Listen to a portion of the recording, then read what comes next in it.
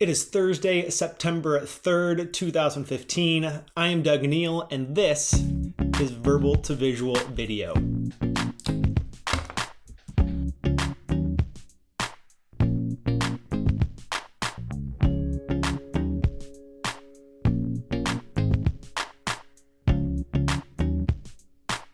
Now, since today is Thursday, that means tomorrow on Friday afternoon, I will be hosting the weekly live webinar class within the Verbal to Visual classroom.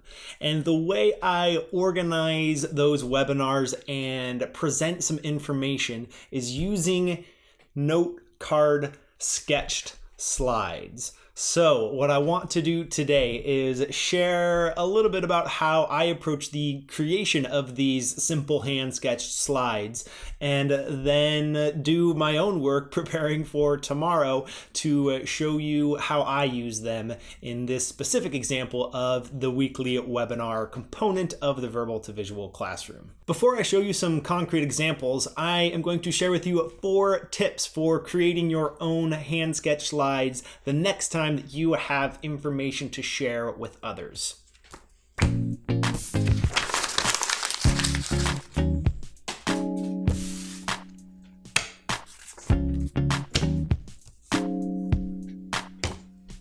Tip number 1, only put one idea on each card. This is a really key part of giving any sort of presentation. Folks are clearly tired of 10 bullet pointed lists of PowerPoint and the detail heavy slides that put us to sleep and that don't help convey the information that you're sharing. So what's nice about the size of an individual note card is that it forces you to contain just one single idea on that particular slide. It's the right constraint to keep you from overwhelming the audience that you're sharing your ideas with.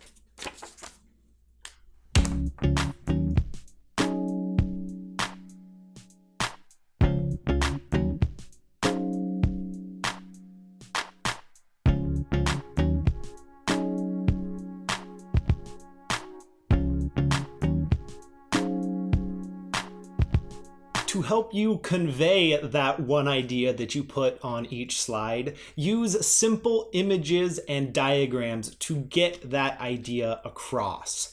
Another benefit of the small size of note cards is that there's no room for complicated diagrams. So I encourage you to use some visuals and some diagrams, but keep them simple.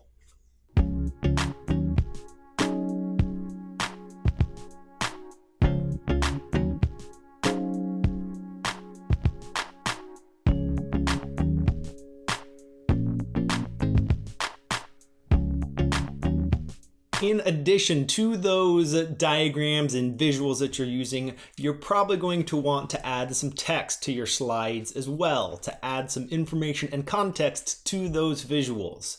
Which brings us to tip number 3. Use 2 fonts. That's really all you need for these simple slides. One title font that's a little bit bigger and bolder, and one detail font that's a little bit smaller, like this.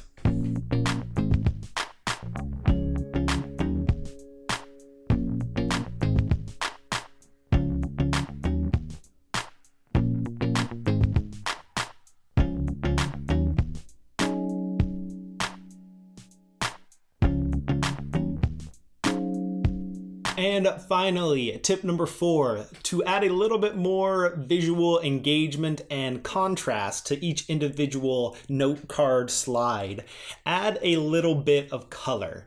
My suggestion is to not add too much, stick to maybe 1 to 3. In this case, I'm using 2 different highlighters, like this.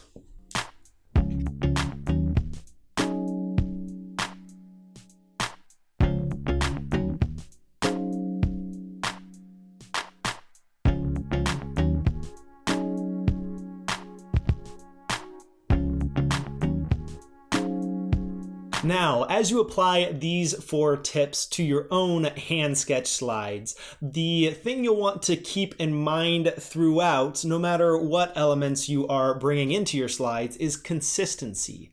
Whatever elements you add to your slides, you want to be consistent from one slide to the next with how you use those elements.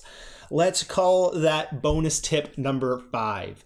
Be consistent with the way that you use verbal and visual elements within your slides. Everything that goes on that page is a cue to the audience, and the more consistent you are with those cues, the easier it will be for the audience to follow along, understand your ideas, and hopefully take some of them with them after the talk is done. Let's now check out an example of how I have used this note card slide style in the past, specifically from last week's Verbal to Visual webinar.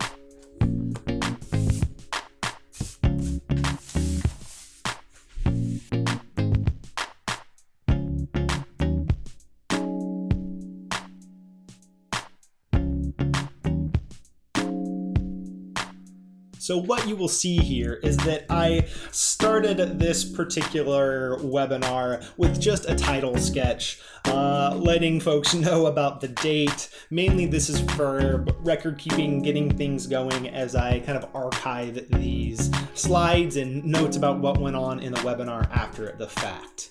How I often start each webinar within the classroom is with a opportunity for each person that shows up to the webinar to give a little bit of a status update on how things are going, on what they're working on, what they're applying their visual note-taking skills toward, and what they need help with, so that I and the other members of the classroom can help out any way we can, provide suggestions, help that particular person move a little bit farther along with their sketchnoting skills. What I often do too, if I add that status update as a component, I often give a little bit of a format, a suggested way of organizing that information. And in this case, I use this past, present, and future as a way to think about and wrap your head around what you've been working on, what has gone on in the past related to that particular project, what's going on right now with it, and where you hope to take it in the future. Because in this case, knowing where you've been and where you are helps you know where you are going and actually be able to get there. And in this case, I had another topic that I was hoping we would get to, the visualizing of abstract ideas, which I know is a common struggle for some people. So even though we didn't get to this last Friday, we will get to this topic at some point. And I like to close out the webinar with some sort of reflection question. In this case, since folks are sharing their status updates, I like to ask the question, what is one thing that you learned from someone else today? That's a good question to end a webinar with so that folks can think about the takeaways from that particular time spent together.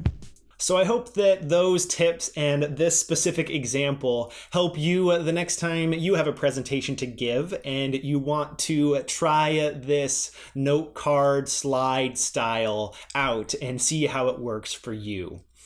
Now it is time for me to go prepare for tomorrow's webinar. If you're seeing this within the first 12 hours or so after it goes out, then I encourage you to check it out. I would love to see you within that webinar and as part of the Verbal to Visual classroom. So check out the links below to see what that is all about, and I will talk to you tomorrow. Till then.